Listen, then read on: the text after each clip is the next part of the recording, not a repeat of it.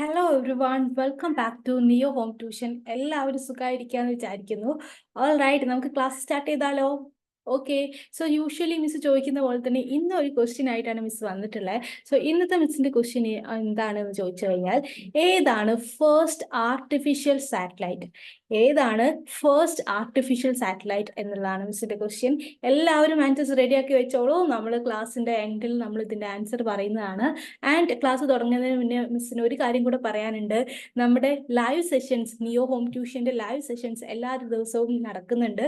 So miss എന്ത് ചെയ്യാം, ഇതിന്റെ ലിങ്ക് പിൻ ചെയ്ത് വെക്കാം കമന്റ് ബോക്സിൽ. നിങ്ങൾ എന്ത് ചെയ്യുക, നിങ്ങളുടെ എല്ലാ ഫ്രണ്ട്സിനും ഈ ലിങ്ക് ഷെയർ ചെയ്യുക. അതേപോലെ എല്ലാ ക്ലാസ്സുകളും അറ്റൻഡ് ചെയ്യുകയും ചെയ്യാം. All right, okay. സോ നമുക്ക് ക്ലാസ് സ്റ്റാർട്ട് ചെയ്തായിരുന്നല്ലോ. കഴിഞ്ഞ ക്ലാസ്സിൽ നമ്മൾ എന്തൊക്കെയാ പറഞ്ഞിട്ടുണ്ടായിരുന്നേ?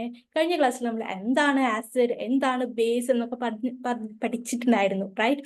നമ്മൾ അതേപോലെ തന്നെ നമ്മൾ എന്ത് ചെയ്യുന്നു, ആസിഡിനെ എങ്ങനെയാണ് ഡൈല്യൂട്ട് ചെയ്യുക, ആസിഡിന്റെ പ്രത്യേകതകൾ എന്താണ്, ബേസിന്റെ പ്രത്യേകതകൾ എന്താണ് എന്നൊക്കെ നമ്മൾ പറഞ്ഞിട്ടുണ്ടായിരുന്നു അല്ലേ? ഇനി നോക്കിക്കേ, നമ്മൾ എന്തൊക്കെയാ പഠിക്കാൻ പോകുന്നത്. ഒരു ആസിഡും ബേസും എത്രമാത്രം സ്ട്രോങ് ആണ് എന്നാണ് നമ്മൾ ഇന്ന് പഠിക്കാൻ പോകുന്നത്. How strong are acids or bases of solution എന്നുള്ളത്. സോ എങ്ങനെയാണ് നമ്മളൊരു ആസിഡ് ആണോ ബേസ് ആണോ എങ്ങനെ തിരിച്ചറിയാം എന്നൊക്കെ നമ്മൾ പഠിച്ചു. പക്ഷെ എത്രമാത്രം സ്ട്രെങ്ത് ഉണ്ട് എന്ന് തിരിച്ചറിയണമെങ്കിൽ നമുക്കൊരു ഇൻഡിക്കേറ്ററിന്റെ ആവശ്യമുണ്ട് അല്ലെ? സോ നോക്കിക്കേ, universal indicator. So universal indicator എന്ന് പറയുന്ന ഒരു ചാർട്ടാണ്. അതെന്താ ചെയ്യുന്നത്, അത് അതിന്റെ സ്ട്രെങ്ത് അനുസരിച്ച്, ആസിഡിന്റെ സ്ട്രെങ്ത് അനുസരിച്ച് എന്താ ചെയ്യുക, കളർ ചേഞ്ച് ചെയ്തുകൊണ്ടിരിക്കും. യൂണിവേഴ്സൽ ഇൻഡിക്കേറ്റർ എന്ന് പറയുന്നത് it's A mixture of indicator ആണ്. ഒരുപാട് ഇൻഡിക്കേറ്റേഴ്സിന്റെ ഒരു മിക്സ്ചർ ആണ്. ആൻഡ് അത് എന്താ ചെയ്യുക, ഡിഫറെൻറ്റ് കോൺസെൻട്രേഷൻ ഓഫ് ഹൈഡ്രജൻ അയോണ്ട്, അതായത് ഒരു ആസിഡിന്റെ സ്ട്രെങ്ത്തിനനുസരിച്ച് ഡിഫറെൻറ്റ് കളേഴ്സ് ആണ് കാണിക്കുക. അത് കാണിക്കുന്ന ഡിഫറെൻറ്റ് കളേഴ്സ് ആണ് നമ്മളിവിടെ കൊടുത്തിട്ടുള്ളത്. ഓക്കെ. ഇനി നെക്സ്റ്റ് മെത്തേഡ് എന്താണെന്ന് ചോദിച്ചു കഴിഞ്ഞാൽ അതാണ് നമ്മുടെ pH സ്കെയിൽ. pH സ്കെയിലാണ് നമ്മൾ ഒരു ആസിഡ്, ഒരു ബേസ് എത്രത്തോളം സ്ട്രെങ്തനാണ് എന്നറിയാൻ വേണ്ടിയിട്ട് നമ്മൾ ജനറലി യൂസ് ചെയ്യുന്ന ഒരു മെത്തേഡ്. ഓക്കെ. pH സ്കെയിൽ എന്ന് പറഞ്ഞാൽ അതിൽ pH എന്ന് പറയുന്നത് പൊട്ടൻസ് എന്നുള്ള ഒരു ജർമ്മൻ വേർഡിൽ നിന്നാണ് വരുന്നത്. അതിന്റെ മീനിങ് എന്താണ്? പവർ എന്നതാണ് അതിന്റെ മീനിങ്. ഓക്കെ. ഇനി pH സ്കെയിൽ എന്ന് പറയുന്നത് 0 മുതൽ 14 വരെ റേഞ്ച് ഉള്ള ഒരു സ്കെയിലിനെയാണ് നമ്മൾ pH സ്കെയിൽ എന്ന് പറയുന്നത്. അതിൽ 7 വരുന്ന സമയത്ത് എന്താണ്, അത് ന്യൂട്രൽ ആണ്. pH വാല്യൂ 7 ആണെങ്കിൽ അത് ന്യൂട്രൽ ആണ്. ബിലോ 7 വരുന്നത് എന്താണ്, ആസിഡ് ആണ്. എബോവ് 7 എന്താണ്, അത് ബേസ് ആണ്. ഓക്കെ, ക്ലിയർ ആണല്ലോ? ഇനി ഇത് നോക്കിക്കേ, higher the value of hydronium ion concentration. Hydronium ion എന്താണെന്നുള്ളത് നമ്മൾ കഴിഞ്ഞ ക്ലാസ്സിൽ പറഞ്ഞിട്ടുണ്ടായിരുന്നു. H3O+, H+ ഒരിക്കലും ഒറ്റയ്ക്ക് നിൽക്കില്ല, അത് വാട്ടറുമായിട്ട് കമ്പൈൻ ചെയ്തിട്ട് H3O+, ഹൈഡ്രോണിയം അയോൺ ആവും എന്ന് പറഞ്ഞിട്ടുണ്ടായിരുന്നു. ഹൈഡ്രോണിയം അയോണിന്റെ കോൺസെൻട്രേഷൻ കൂടുതലാണെങ്കിൽ ആ ആസിഡ് എന്തായിരിക്കും, സ്ട്രോങ്ങർ ആസിഡ് ആയിരിക്കും. സോ അതിന്റെ pH വാല്യൂ എന്തായിരിക്കും, കുറവായിരിക്കും. ഓക്കെ. സോ ഹൈഡ്രോണിയം അയോണിന്റെ കോൺസെൻട്രേഷൻ കൂടുതലാണെങ്കിൽ pH വാല്യൂ കുറവായിരിക്കും എന്നുള്ളത് ഒന്ന് ഓർത്ത് വെക്കാം. ഓക്കെ. സോ pH സ്കെയിൽ എന്താണ്, 0 to 14 റേഞ്ചിലുള്ള സ്കെയിലാണ്. 7 ന്യൂട്രൽ ആണ്, ബിലോ 7 അസിഡിക് ആണ്, എബോവ് 7 എന്താണ്, ബേസിക് ആണ്. ക്ലിയർ ആണല്ലോ? ഓക്കെ. ഇതാണ് നമ്മുടെ pH സ്കെയിൽ. 0 to 14 റേഞ്ച് ഉള്ളതാണ്. അതിൽ 7 വരുന്നത് ന്യൂട്രൽ ആണ്, ബിലോ 7 വരുന്നത് അസിഡിക് ആണ്, എബോവ് 7 വരുന്നത് അത് ആൽക്കലൈൻ അല്ലെങ്കിൽ ബേസിക് നേച്ചർ ആണ്. ഇനി നോക്കിക്കേ, നമ്മുടെ സലൈവയുടെ pH വാല്യൂ എത്രയാ, 6.8 to 7.4 ആണ്. അതായത് സ്ലൈറ്റ്ലി അസിഡിക് ഓർ ബേസിക് ആണ്. ഇനി നോക്കിക്കേ, സലൈവ ആഫ്റ്റർ മീൽ, നമ്മൾ യെല്ലോയിഷ് കളറിൽ നമ്മൾ ഫുഡൊക്കെ കഴിച്ചു കഴിഞ്ഞാൽ അതെന്തായിരിക്കും, അസിഡിക് ആയിട്ട് മാറും. 5.8 ആണ്. ഇനി ലെമൺ ജ്യൂസ് എന്തായാലും എന്താണ്, അസിഡിക് ആണ്. 2.2 ആണ്, അസിഡിക് ആണ്. കളർലെസ് ഐറേറ്റഡ് ഡ്രിങ്ക് അതെന്താണ്, 4 ആണ്, അതും അസിഡിക് ആണ്. 4 ബിലോ 7 ആണല്ലോ. ഇനി ക്യാരറ്റ് ജ്യൂസ് നോക്കിക്കേ, 6 ആണ്, അസിഡിക് ആണ്. കോഫി 4.5 ആണ് pH വരുന്നത്, അതും അസിഡിക് ആണ്. ടൊമാറ്റോയിൽ ഏത് ആസിഡാണുള്ളത്, ഓക്സാലിക് ആസിഡ് ആണല്ലോ. സോ 4.3 ആണ്, അതും എന്താണ്, അസിഡിക് ആണ്. ഇനി ടാപ്പ് വാട്ടർ ഒക്കെ വേരി ചെയ്യും, കാരണം ഓരോ ഏരിയയിലെ വാട്ടർ അനുസരിച്ച് അത് അസിഡിക് ആണോ ബേസിക് ആണോ നമുക്ക് പറയാൻ പറ്റില്ല. ഇനി NaOH എന്താണ്, ബേസ് ആണ്. സോഡിയം ഹൈഡ്രോക്സൈഡ് ഒരു ബേസ് ആണ് അല്ലേ. സോ 14 ആണ്, അത് pH 7 ആണ്, അത് ബേസിക് ആണ്. ഇനി HCl ഹൈഡ്രോക്ലോറിക് ആസിഡ് ഡെഫിനറ്റ്ലി എന്താണ്, അസിഡിക് ആണ്. ബിലോ 7, 0 വരുന്നത് ബിലോ 7 ആണ്. 0 to 14 ആണല്ലോ റേഞ്ച് വരുന്നത്. സോ അതെന്താണ്, അസിഡിക് ആണ്. സോ ഇങ്ങനെ നമുക്ക് pH വാല്യൂ നോക്കിയിട്ട് ഒരു സാധനം ആസിഡ് ആണോ ബേസ് ആണോ എന്ന് പറയാൻ പറ്റും. അതുപോലെ തന്നെ അത് സ്ട്രോങ്ങർ ആസിഡ് ആണോ സ്ട്രോങ്ങർ ബേസ് ആണോ എന്നും കൂടെ ആ വാല്യൂ നോക്കിയിട്ട് നമുക്ക് പറയാൻ പറ്റും. ഓക്കെ. നോക്കിക്കേ, the strength of acid and bases depends on the number of H plus ions and OH minus ions produced respectively. എത്ര എച്ച് പ്ലസ് അയോൺസ് ഉണ്ട്, കുറേ എച്ച് പ്ലസ് അയോൺസ് ഉണ്ടെങ്കിൽ അത് മോർ സ്ട്രോങ് ആണ്, കുറേ OH മൈനസ് ഉണ്ടെങ്കിൽ അത് കൂടുതൽ ബേസിക് ആണ്. Okay, so acids that give rise to more H plus ions are said to be strong acids. So strong acid ആണെങ്കിൽ എന്താ, ഒരുപാട് എച്ച് പ്ലസ് അയോൺസിന് പ്രൊഡ്യൂസ് ചെയ്യാൻ കഴിവുള്ള ആസിഡിനെയാണ് നമ്മൾ എന്ത് വിളിക്കുക, സ്ട്രോങ് ആസിഡ് എന്ന് വിളിക്കുക.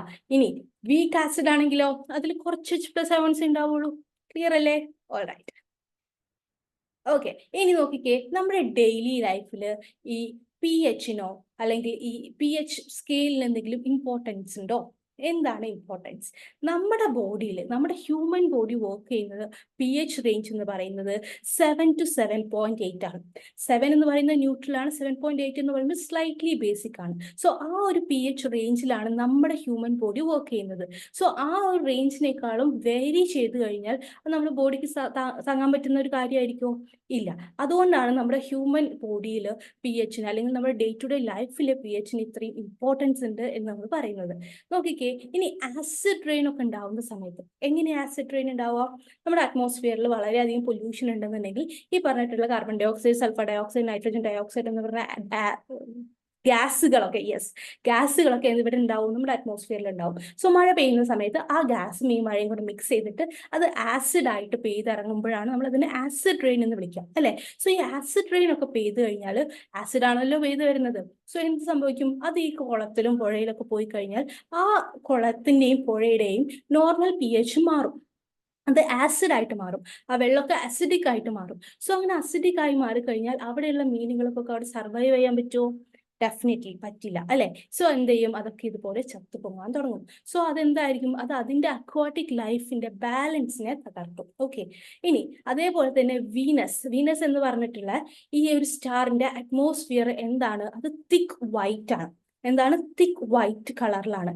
ആ തിക്ക് വൈറ്റ് ആൻഡ് യെല്ലോയിഷ് ക്ലൗഡ്സ് ആണ് അതിന്റെ അറ്റ്മോസ്ഫിയറിൽ കാണപ്പെടുന്നത്. നിങ്ങൾക്ക് ഇവിടെ കാണുന്നുണ്ട്, അല്ലെ? തിക്ക് വൈറ്റ് ആൻഡ് യെല്ലോയിഷ് ക്ലൗഡ്സ് കാണുന്നുണ്ട്. അതിന് കാരണം അതിന്റെ അറ്റ്മോസ്ഫിയറിൽ കാണപ്പെടുന്ന സൾഫ്യൂറിക് ആസിഡിന്റെ പ്രസൻസ് ആണ്. എന്തിന്റെയാണ്? സൾഫ്യൂറിക് ആസിഡിന്റെ. അപ്പൊ നിങ്ങളൊന്ന് പറഞ്ഞേ, വീനസിൽ ഒരു ലൈഫ് പോസിബിൾ ആണോ? ഒരു നമുക്ക് എക്സിസ്റ്റ് ചെയ്യാൻ പറ്റുന്ന ഒരു കണ്ടീഷൻ ആണോ അവിടെ ഉള്ളത്? ഡെഫിനറ്റ്ലി നോട്ട്, അല്ലെ? സൾഫ്യൂരിക് ആസിഡിലൊന്നും നമുക്ക് ജീവിക്കാൻ പറ്റില്ല. അതുകൊണ്ട് തന്നെ ലൈഫ് എവിടെ പോസിബിൾ അല്ല? വീനസിൽ പോസിബിൾ അല്ല. ഓക്കെ, ഇനി നമ്മുടെ ഡൈജസ്റ്റീവ് സിസ്റ്റം. നമ്മുടെ സ്റ്റൊമക്കിൽ ഡൈജസ്റ്റീവ് ജ്യൂസ് ഉണ്ട്, ഹൈഡ്രോക്ലോറിക് ആസിഡ് ഉണ്ട് എന്നൊക്കെ നമ്മൾ പഠിച്ചിട്ടുണ്ടല്ലോ, ഇല്ലേ? സോ നമ്മുടെ ഡൈജസ്റ്റീവ് സിസ്റ്റത്തിൽ പി എച്ച് എത്രയായിരിക്കും? ഹൈഡ്രോക്ലോറിക് ആസിഡ് ആണുള്ളത്, അത് ബിലോ 7 ആയിരിക്കില്ലേ? യെസ്. സോ ഇൻ കേസ് നമ്മൾ ഫുഡ് കഴിക്കുന്നില്ല, പ്രോപ്പറായിട്ട് ഫുഡ് കഴിക്കുന്നില്ലെങ്കിൽ നമുക്ക് പല ഡൈജസ്റ്റീവ് ഇഷ്യൂസ് വരും, അല്ലെ? നമ്മുടെ ഫുഡ് കഴിക്കും എന്ന് പ്രതീക്ഷിച്ച് നമ്മുടെ ബോഡി ഉണ്ടാക്കി വെച്ചിട്ടുള്ള ജ്യൂസ് ഇല്ലേ, നമ്മുടെ ഹൈഡ്രോക്ലോറിക് ആസിഡ്, ആ ആസിഡിന്റെ അളവ് കൂടി കഴിഞ്ഞാൽ നമുക്ക് അസിഡിറ്റി എന്ന് പറഞ്ഞൊരു കണ്ടീഷൻ ഉണ്ടാവും. നമ്മൾ പ്രോപ്പറായിട്ട് ഫുഡ് കഴിച്ചില്ല, ഡൈജഷൻ നടന്നില്ലെങ്കിൽ ഈ സ്റ്റൊമക്കിൽ ഉണ്ടാവുന്ന ആസിഡ് കണ്ടന്റ് കൂടും. സോ അത് അസിഡിറ്റി എന്നുള്ളൊരു കണ്ടീഷനിലോട്ട് നയിക്കും. സോ അങ്ങനെ അസിഡിറ്റി കൂടിക്കഴിഞ്ഞാൽ, ആസിഡ് നമ്മുടെ സ്റ്റൊമക്കിൽ കൂടിക്കഴിഞ്ഞാൽ അതിനെ കുറയ്ക്കണമെങ്കിൽ നമ്മൾ എന്ത് വേണം? ന്യൂട്രലൈസേഷൻ റിയാക്ഷൻ മതിയല്ലോ, അല്ലെ? അത് ന്യൂട്രലൈസ് ചെയ്യണമെങ്കിൽ കുറച്ച് ബേസ് കൊടുത്താൽ മതി, അല്ലെ? ബേസ് ആയിട്ട് നമുക്ക് എന്ത് ചെയ്യാം? നമ്മൾ മിൽക്ക് ഓഫ് മഗ്നീഷ്യ എന്ന് പറയുന്ന മരുന്നാണ് നോർമലി കഴിക്കുക. അത് മഗ്നീഷ്യം ഹൈഡ്രോക്സൈഡ് ആണ്. അത് മഗ്നീഷ്യം ഹൈഡ്രോക്സൈഡ് എന്ന് പറയുന്ന ഒരു ബേസ് ആണല്ലോ. So P H in digestive system എന്ന് വെച്ച് കഴിഞ്ഞാൽ അസിഡിറ്റി കൂടിക്കഴിഞ്ഞാൽ അത് ന്യൂട്രലൈസ് ചെയ്യാൻ വേണ്ടി നമ്മൾ എന്ത് ചെയ്യുന്നു? നമ്മൾ മിൽക്ക് ഓഫ് മഗ്നീഷ്യ അല്ലെങ്കിൽ മഗ്നീഷ്യം ഹൈഡ്രോക്സൈഡ് എന്നുള്ള മരുന്നാണ് കഴിക്കുക. ഓക്കെ, സോ നമ്മുടെ സ്റ്റൊമക്കിൽ ഏത് ആസിഡാണ് ഉള്ളത്? സ്റ്റൊമക്കില്, യെസ്, വെരി ഗുഡ്, നമ്മുടെ സ്റ്റൊമക്കിലുള്ള ആസിഡ് ആണ് ഹൈഡ്രോക്ലോറിക് ആസിഡ്. ഇനി P H in our tooth decay, പല്ലൊക്കെ കേട് വന്നിട്ടുണ്ടല്ലേ, പുഴുപ്പല്ല് വന്നിട്ടുണ്ടല്ലേ. സോ നമ്മൾ നന്നായി ഫുഡൊക്കെ കഴിച്ച് പല്ലൊന്നും തേക്കാതെ വായൊന്നും കഴുകാതെ കിടന്നുറങ്ങിയെന്ന് വിചാരിക്കുക, എന്താ സംഭവിക്കുക? നമ്മുടെ ഈ ഫുഡ് കഴിച്ച് ബാക്കിയുള്ള വേസ്റ്റ് ഫുഡ് മെറ്റീരിയൽസ് ഒക്കെ നമ്മുടെ വായ്ക്കകത്ത്, നമ്മുടെ പല്ലിനകത്തൊക്കെ ഉണ്ടായിരിക്കും, അല്ലെ? അത് കഴിക്കാൻ വേണ്ടിയിട്ട് ആര് വരും? ബാക്ടീരിയാസ് വരും, അല്ലെ? ഈ ബാക്ടീരിയാസ് ആ ഫുഡൊക്കെ കഴിച്ചു കഴിഞ്ഞാൽ ബാക്ടീരിയാസ് എന്ത് ചെയ്യും? ഒരു ആസിഡ് പ്രൊഡ്യൂസ് ചെയ്യും, അസിഡിക് സൊല്യൂഷൻ പ്രൊഡ്യൂസ് ചെയ്യും, അല്ലെ? സോ ഇത് എന്ത് ചെയ്യും? നമ്മുടെ ടൂത്ത് ഉണ്ടാക്കിയിട്ടുള്ളത് ഏറ്റവും സ്ട്രോങ് ആയിട്ടുള്ള ഇനാമൽ കൊണ്ടാണ്. ആ ഇനാമൽ വെള്ളത്തിലൊന്നും അലിഞ്ഞു പോവില്ല, വെള്ളം കുടിച്ച് വെച്ചിട്ട് പല്ലൊന്നും അലിഞ്ഞു പോവില്ല, ആരും പേടിക്കണ്ട. പക്ഷേ ആസിഡ് വന്നു കഴിഞ്ഞാൽ, ആസിഡിക് കണ്ടീഷനിൽ ഈ ഇനാമൽ ഡീകേ ചെയ്യാൻ തുടങ്ങും. ഓക്കെ, എന്താ സംഭവിക്കുക? ഈ ബാക്ടീരിയാസ് പ്രൊഡ്യൂസ് ചെയ്യുന്ന ആസിഡിൽ നമ്മുടെ പല്ലുകളുടെയൊക്കെ ഇനാമൽ ഡീകേ ചെയ്യും. അങ്ങനെയാണ് നമ്മുടെ എന്ത് സംഭവിക്കുന്നത്? ടൂത്ത് ഡീകേ സംഭവിക്കുന്നത്. സോ അത് പ്രിവെന്റ് ചെയ്യാൻ എന്ത് ചെയ്താൽ മതി? ഈ ആസിഡിനെയൊക്കെ കളയാൻ വേണ്ടിയിട്ട് നമ്മൾ ബേസിക് ആയിട്ടുള്ള ടൂത്ത് പേസ്റ്റ് വെച്ചിട്ട് പല്ല് തേച്ചാൽ മതി. അതുകൊണ്ടാണ് എല്ലാവരും കിടന്നുറങ്ങുന്നതിന് മുന്നേ രാവിലെ എണീറ്റ് കഴിഞ്ഞാലും 2 നേരം ദിവസം പല്ല് തേക്കണം എന്ന് പറയുന്നത്. ക്ലിയർ ആണോ? സോ അവിടെയും pH റോൾ ഉണ്ട്, ആസിഡും ബേസും അല്ലേ റിയാക്ട് ചെയ്യുന്നത്. ക്ലിയർ ആണോ? Yes, all right. Okay, tooth decay starts when the pH of the mouth is lower than 5.5. 5.5 ഒരു acidic കണ്ടീഷനിലായി കഴിഞ്ഞാലാണ് ടൂത്ത് ഡീക്കേ സംഭവിക്കുക. നമ്മുടെ ഇനാമൽ ഉണ്ടാക്കിയിട്ടുള്ള ഏറ്റവും സ്ട്രോങ് ആയിട്ടുള്ള കാൽഷ്യം ഹൈഡ്രോക്സി അപ്പറ്റൈറ്റ് എന്ന് പറയുന്ന സാധനം കൊണ്ടാണ്. അതാണ് ഏറ്റവും ഹാർഡസ്റ്റ് ആയിട്ടുള്ള സാധനം. ഇനാമൽ എന്തുകൊണ്ടാണ് ഉണ്ടാക്കുന്നത്?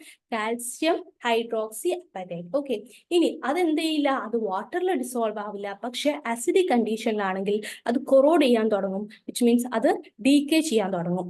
സോ എന്ത് ചെയ്യുക, അത് ഇല്ലാണ്ടാക്കാൻ വേണ്ടിയിട്ട് നമുക്ക് എന്ത് ചെയ്യാൻ പറ്റും? നല്ലൊരു മൗത്ത് വാഷോ അല്ലെങ്കിൽ നമുക്ക് നല്ല പേസ്റ്റ് ഒക്കെ യൂസ് ചെയ്തിട്ട് പല്ല് തേച്ച് കഴിഞ്ഞാൽ ആ ആസിഡ് ഉണ്ടാവില്ല. ഓക്കെ, ആ ആസിഡിനെ അവിടെ നമുക്ക് നള്ളിഫൈ ചെയ്യാൻ പറ്റും. സോ ടൂത്ത് ഡീകേ നമുക്ക് ഇല്ലാണ്ടാക്കാൻ പറ്റും.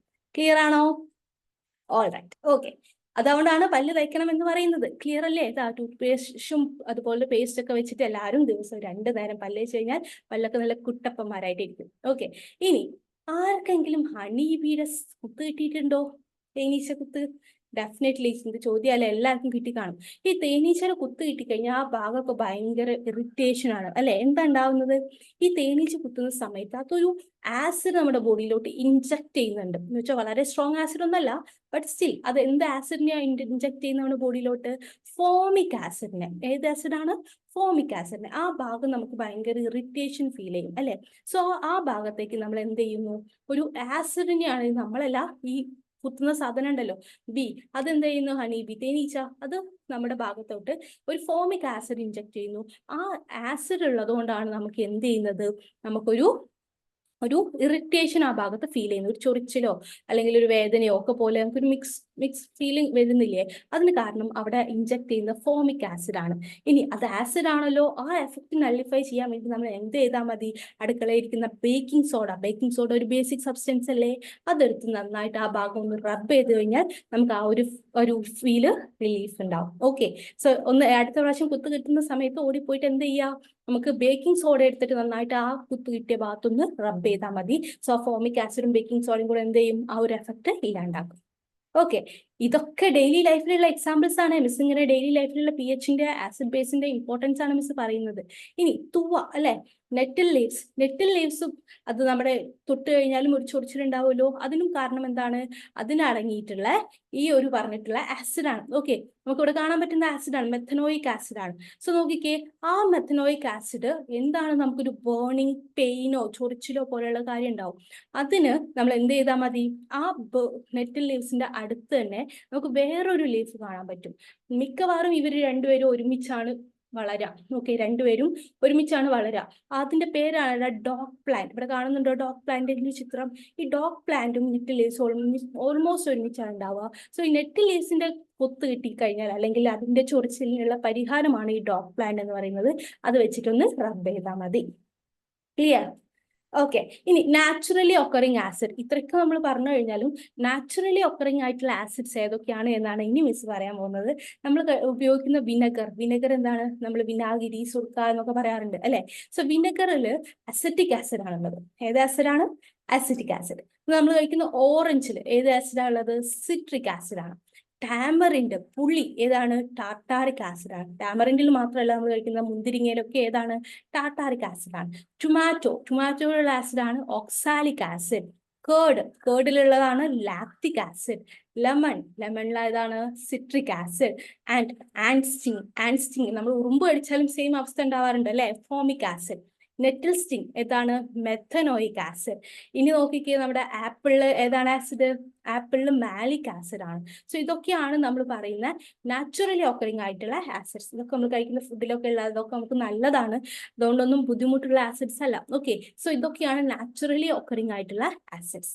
നമ്മൾ എന്തൊക്കെയാന്ന് പറഞ്ഞേ? നമ്മൾ ഒരുപാട് എക്സാമ്പിൾസ് പറഞ്ഞു അല്ലേ? നമ്മൾ PHന്റെ ഡെയിലി ലൈഫിലുള്ള എക്സാമ്പിൾസ് ആണ് പറഞ്ഞത്. PH സ്കെയിൽ എന്താന്ന് പറഞ്ഞു, ഡെയിലി ലൈഫിലുള്ള ഇമ്പോർട്ടൻസ് പറഞ്ഞു, ഒരുപാട് കാര്യങ്ങൾ പറഞ്ഞു അല്ലേ? നമുക്ക് ഹണി ബീ സ്റ്റിങ് കിട്ടി കഴിഞ്ഞാൽ എന്ത് പറ്റും, പല്ല് ഡീക്കാവുന്നത് എന്തുകൊണ്ടാണ്, ഡൈജസ്റ്റീവ് ഇഷ്യൂസ് എന്തുകൊണ്ടാണ്, അതിനുള്ള പരിഹാരം എന്താണ്, നെറ്റിൽ ലീവ്സ് അല്ലെ, അതൊക്കെ നമ്മൾ പറഞ്ഞു കഴിഞ്ഞു. സോ ഇത്രയും കാര്യങ്ങളാണ് നമ്മൾ പറഞ്ഞിട്ടുള്ളത്. കുറച്ച് സമയം നമ്മൾ ഒരുപാട് എക്സാമ്പിൾസും കാര്യങ്ങളൊക്കെ പറഞ്ഞു കഴിഞ്ഞു. എല്ലാവർക്കും ക്ലിയർ ആണ് എന്ന് വിചാരിക്കുന്നു. ആൻഡ് മിസ് പറഞ്ഞ കാര്യം മറക്കണ്ട, നമ്മുടെ ലൈവ് സെഷന്റെ ലിങ്ക് നമ്മൾ കൊടുത്തിട്ടുണ്ട് താഴെ. അത് എല്ലാവരും മാക്സിമം ഷെയർ ചെയ്യുക, എല്ലാവരും മാക്സിമം എന്ത് ചെയ്യുക, ലൈവ് സെഷനിൽ അറ്റൻഡ് ചെയ്യുക. ഓക്കെ, ഇനി ഒരു ക്വസ്റ്റ്യനും കൂടെ ചോദിച്ചിട്ടുണ്ടായിരുന്നല്ലോ, ഫസ്റ്റ് ആർട്ടിഫിഷ്യൽ ആയിട്ടുള്ള സാറ്റലൈറ്റ് ഏതാണ് എന്നാണ് ചോദിച്ചിട്ടുണ്ടായിരുന്നത്. ആൻസർ കിട്ടിയോ എല്ലാവർക്കും? All right, first artificial satellite എന്ന് പറയുന്നത് സ്പുട്നിക് 1 ആണ്. ഓക്കെ, സ്പുട്നിക് 1 ആണ് നമ്മുടെ ആരുടെ ആയിരുന്നു സ്പുട്നിക് 1? നമ്മുടെ നമ്മുടെ നമ്മുടെ അയ്യോ മറന്നുപോയി. സ്പുട്നിക് 1 എന്ന് പറയുന്നത് സോവിയറ്റ് യൂണിയന്റെ, യെസ്, സോവിയറ്റ് യൂണിയന്റെ സ്പുട്നിക് 1 ആയിരുന്നു നമ്മുടെ ഫസ്റ്റ് ആർട്ടിഫിഷ്യൽ സാറ്റലൈറ്റ് എന്ന് പറയുന്നത്. ഓൾ റൈറ്റ്, സോ ഇത്രയും കാര്യങ്ങളൊന്ന് ഓർത്ത് വെക്കുക. എല്ലാവരും എന്ത് ചെയ്യുക, ഫ്രണ്ട്സിന് ഷെയർ ചെയ്ത് വെക്കുക. Okay, thank you once again. നമ്മൾക്ക് അടുത്ത ക്ലാസ്സിൽ അടുത്ത ടോപ്പിക്കായിട്ട് കാണാം.